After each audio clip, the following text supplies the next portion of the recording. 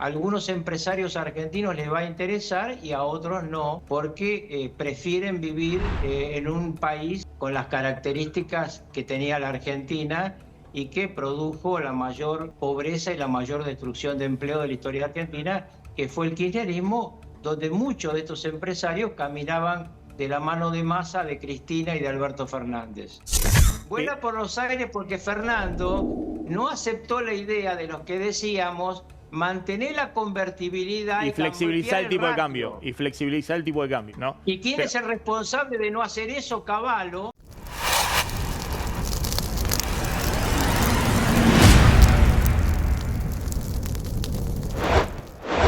Respecto a información que surge de la Casa Rosada respecto al viaje de Milei el jueves próximo a Estados Unidos, donde va a estar en la cumbre de la CEPAC, la cumbre conservadora, y se va a volver a cruzar con Donald Trump. Cecilia tiene la información, ahora lo vamos a hablar con ella, de que Milei no va a hacer un planteo ahí por el acero y el aluminio, que ha confirmado Trump que entra el acero y el aluminio argentino dentro de la suba de 25% de aranceles, que se va a aplicar para todos los países de origen de importaciones de Estados Unidos del acero y del aluminio, ¿no? Algo que ha generado bastante revuelo esto, de que no va a estar en la agenda. Y le agregaría algo más, que tampoco va a estar en la agenda, obviamente, el Fondo Monetario, porque no viaja tampoco Caputo. Exacto. Entonces el gobierno no quiere en este momento jugar acá en la cumbre con Trump la carta fuerte de un acuerdo que se espera para más adelante político cuando se cierre con el Fondo Monetario. Pero está Carlos Rucauf, ex vicepresidente. Gracias, Rucauf, por atendernos, muy amable. ¿Qué tal? ¿Cómo les va? Buenas noches. Bueno, cuando vi esta semana los cruces entre Milei y Cavallo respecto a la situación económica, dije, tengo que hablar con Rucauf, digamos, que conoce bien a todos los personajes, que ha en algún momento compartido gabinete también con Cavallo. Pero antes me interesaría una reflexión respecto a esto, ¿no? La agenda de Milei el jueves próximo con Trump.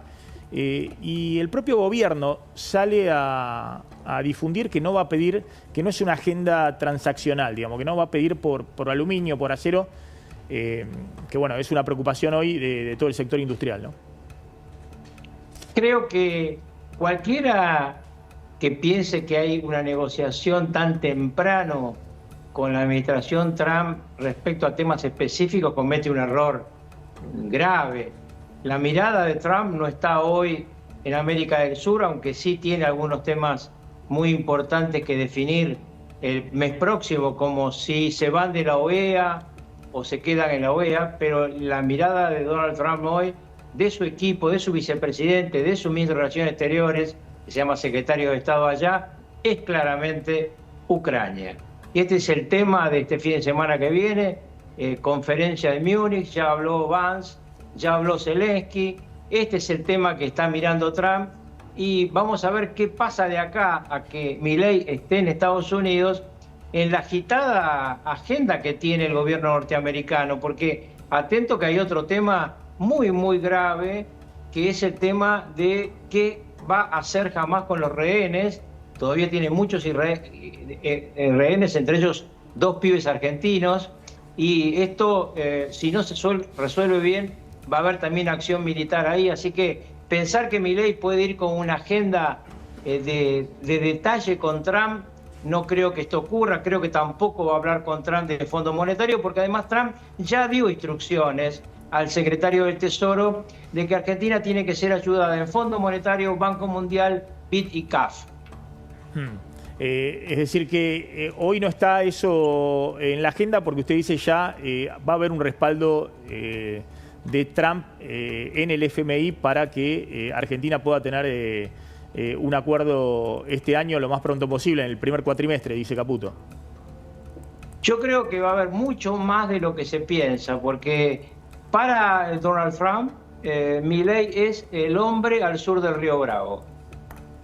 Trump tiene claro que el viejo aliado de Estados Unidos, Brasil, hoy es aliado de China y Rusia. Lo mismo ocurre con Colombia, otro viejo aliado de Estados Unidos. Y mientras tanto está intentando separar Trump a Rusia de China, porque la jugada esta de Ucrania claramente tiene que ver con una especie de jugada al revés a la que hizo Richard Nixon con Mao Zedong.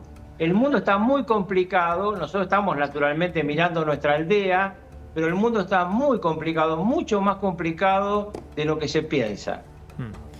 ¿Cómo interpretó el cruce entre Milei y Cavallo, ¿no? Donde Cavallo prácticamente en público, ¿no? En su blog, Cavallo que tiene obviamente mucha repercusión en los economistas del FMI, en los ámbitos de los organismos internacionales, también en los bancos de inversión, le dice a Milei que hay atraso cambiario y que le recomienda eliminar el dólar blend, acumular reservas en el Banco Central e ir acelerando el crawling peg para disipar la expectativa de una devaluación después de la elección que pueda generar una corrida antes de la elección.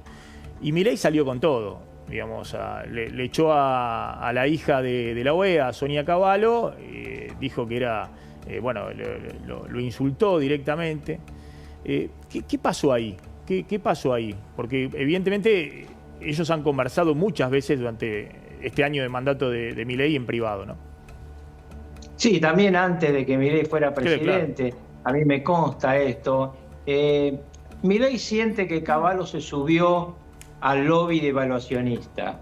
Está muy claro que hay empresas en la Argentina, grupos económicos, que jugaron al revés y que necesitan una devaluación para ganar mucha plata a costa de la gente.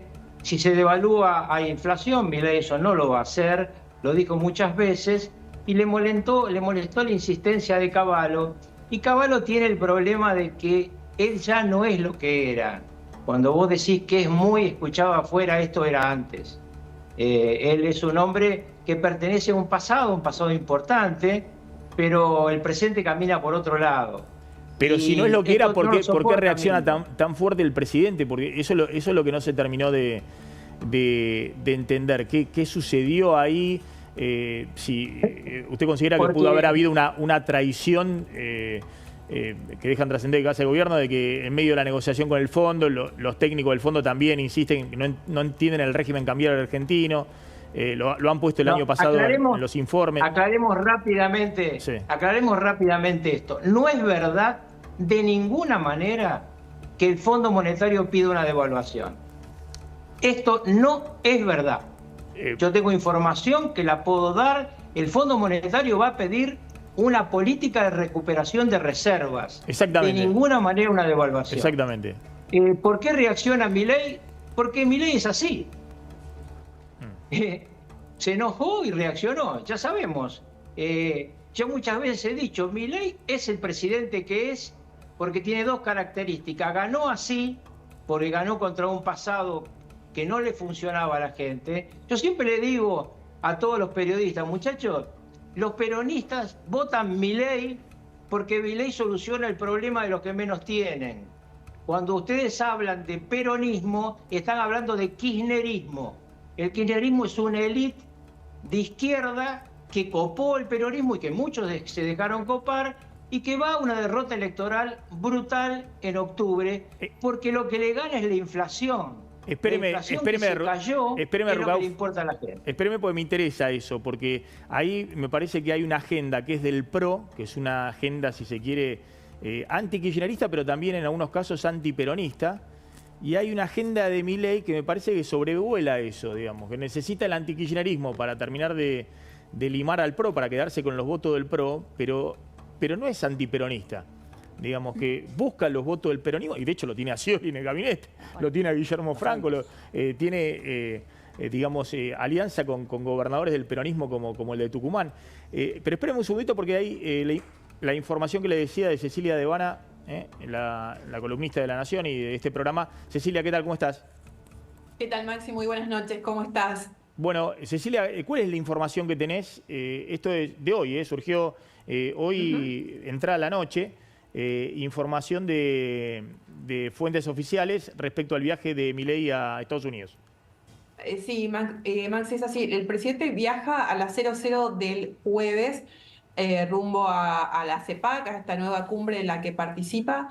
Y tiene planeado cruzarse ahí con Donald Trump, verse en la misma convención el sábado, perdón, porque, a ver, Milei es el último orador y Donald Trump cierra la cumbre, con lo cual está uno detrás del otro y ahí se van a ver y van a conversar. Ese es en principio el primer encuentro que tienen planeado en Casa de Gobierno que haya con el presidente estadounidense, y hay expectativa respecto de que pueda darse una bilateral en términos formales en la Casa Blanca. A ver, esto es por ahora expectativa porque la tradición estadounidense marca que en los primeros meses de gestión un presidente no se reúne con pares de otros países. Sin embargo, Donald Trump primero rompió ya esta tradición reuniéndose hace pocos días con Benjamín Netanyahu, el premier israelí. Obviamente hay un contexto que así lo amerita por la situación en Israel y en la Franja de Gaza, pero también Trump ya rompió con una tradición al invitar a Milei a su asunción, que no se acostumbra en las asunciones estadounidenses que vayan mandatarios de otros países. Con lo cual, si bien no está confirmada una bilateral en términos formales hasta ahora, sí está la expectativa de que eventualmente pueda suceder. Perfecto, perfecto. Y vos planteás que entonces aluminio y acero no van a estar en agenda, digamos, eso está confirmado. No, confirmadísimo, Maxi, por fuentes oficiales muy cercanas al presidente que explican que no va a llevar reclamos particulares de ningún tipo. Él va Incluso hubo una frase muy dura también de ahí de esas fuentes respecto que una de estas empresas, la principal, la única productora primaria de aluminio en la Argentina, venía, ¿cómo es la frase? Llevan 40 años cazando en el zoológico. 40 años cazando en el zoológico. Exactamente. Con precio del mercado interno mucho más alto que los precios de exportación. Efectivamente. El gobierno está muy duro en esa posición, entiende que no tiene que ir con reclamos particulares, sí por un tratado de libre comercio, pero que es algo que puede demorar años. El sector del acero, del aluminio, le pidió a Milei que intervenga directamente aprovechando el vínculo cercano que tiene con Trump. Hace pocos días se lo pidieron a través de una carta, pero en el gobierno están muy convencidos de que no hay que hacerlo, que no hay que llevar un reclamo particular. Esto, Maxi, es realmente de fuentes de primera línea. Pero es muy importante esto que decís, porque venimos diciendo, y lo sumo también a Rukauf con esto, venimos diciendo, bueno, el gobierno necesita abrir la economía para bajar los precios en dólares. Más allá del atraso cambiario, sí o no, esta Argentina tiene precios en dólares caros. En muchos sectores. Y necesita abrir la economía para meter más competencia y bajar esos precios en dólares. Ahora, si vos abrís la economía y mantenés el acero más caro del mundo en el mercado local, el aluminio más caro del mundo en el mercado local, el cobre más caro, es decir, en la Argentina todos los insumos de uso difundido son 2 o 3 veces más caro que en Chile, más caro que en la India, más caro que en la Unión Europea. Bueno, y eso entra en los costos de las empresas. Entonces, ahí me parece que esta frase, 40 años cazando en el zoológico, no es lo mismo que decírselo al pyme textil que tiene que comprar, no sé, o al fabricante metalmecánico que compra la chapa, o al que hace mueble que compra el aluminio. Se lo estás diciendo a empresas grandes que fijan precios más elevados que el precio de exportación, ¿no? No, digo que el gobierno ahí está enfrentándose con parte de la Unión Industrial Argentina, ¿no? Con los grupos más fuertes de la Unión Industrial Argentina. Bueno, era de prever, en la medida en que efectivamente en la Argentina ha habido un exceso de proteccionismo, y estas cosas van a ocurrir en los próximos meses. Yo coincido que el Tratado de Libre Comercio con Estados Unidos es un trabajo de mediano plazo, pero yo no lo descarto porque creo que este es un camino que le puede interesar a ambas partes, a Estados Unidos y a la Argentina. Obviamente, a algunos empresarios argentinos les va a interesar y a otros no, porque prefieren vivir en un país con las características que tenía la Argentina y que produjo la mayor pobreza y la mayor destrucción de empleo de la historia argentina, que fue el kirchnerismo, donde muchos de estos empresarios caminaban de la mano de Massa, de Cristina y de Alberto Fernández. Espéreme un segundito, quiero volver al tema de peronismo, antiperonismo, ¿no? También los 90 salieron, como usted contaba, de Cavallo, salieron muy mal los 90 desde el punto de vista productivo y demás. Y me parece que ahí todos aprendieron un poco, digamos, de no repetir errores como los de los 90. Pero ahora lo discutimos y la sumo Pero perdón, a María Castiglione. Una acotación importante respecto a esto. El gran cambio respecto a los 90 es lo que está haciendo Milei de bajar el gasto público. Porque nuestro defecto en los 90 es que no se bajó el gasto público, pese a que durante el periodo de construcción de la convertibilidad se vendieron las empresas públicas y hubo caja. Entonces, no hubo baja del gasto público y eso es lo que termina colapsando la convertibilidad, además de dos temas de cuestión internacional. Hoy Milei hace el camino inverso. Primero baja el gasto público. Le digo dos cosas rápidamente respecto a esto. Primero, que el gasto público en los 90 era 10 puntos menor al que tenemos ahora. Todo, la carga impositiva, era 10 puntos menor, o sea, había menos peso del Estado sobre el sector privado en los 90 que ahora. Segundo, que había un tipo de cambio atrasadísimo. Pero eso es herencia. Segundo, que había... Eso es herencia. Pero perdón. Eso es herencia del kirchnerismo. Sí, por supuesto. Lo que estoy hablando es la relación de gasto público con respecto a la convertibilidad. Segundo, si vos bajás el gasto público y lo ponés en situación de equilibrio, durante las épocas nuestras hubo 2 años nada más de superávit fiscal. Está bien, pero perdón. Y este hombre con el primer año ya tiene superávit gemelo. Está bien, no. Y eso por supuesto es fundamental en este momento, pero lo digo, había 10 puntos menos de gasto público del que hay hoy, que efectivamente es herencia del kirchnerismo, pero había menos pesos sobre el sector privado. Había un tipo de cambio atrasadísimo de 700 pesos al día de hoy, que cuando devaluó Brasil y todo el sudeste asiático nos dejó muerto, y abrieron la economía brutalmente y el desempleo subió al 20% y se perdieron infinidad de puestos de trabajo y empresas en el sector industrial y en otros sectores, digamos.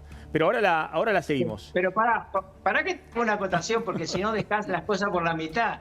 Con ese desempleo que vos decís, sí, pero con una desocupación, con una inflación del 2% anual, Menem y yo ganamos la reelección con el 50% de los votos, lo que demuestra que los analistas que miran desempleo en lugar de mirar inflación no entienden lo que les importa al electorado. Y después Duhalde perdió la elección y De la Rúa se quedó 2 años sosteniendo la convertibilidad y voló por los aires a los 2 años.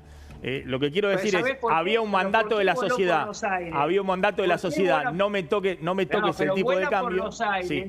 Vuela por los aires porque Fernando no aceptó la idea de los que decíamos mantener la convertibilidad y flexibilizar el tipo de cambio.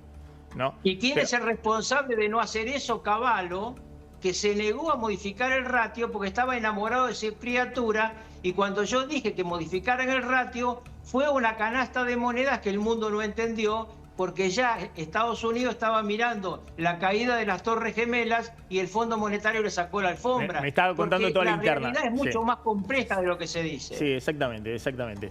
¿Qué diferencia y qué tienen en común Milei con Menem?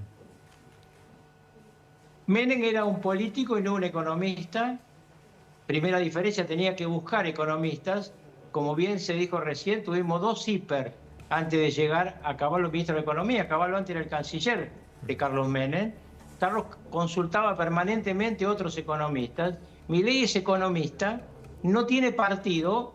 Carlos lo tenía un partido muy estructurado. Atrás mío hay una colección de nudos. Yo siempre explico que Carlos Menem desataba los nudos cuidadosamente, Milei los corta como Alejandro Magno. Está bien. ¿Y lo que tienen en común? ¿Perdón? ¿Y lo que tienen en común? Lo que tienen en común es una inmensa capacidad para ejercer el poder. Esto que muchos no creían que tenía Milei.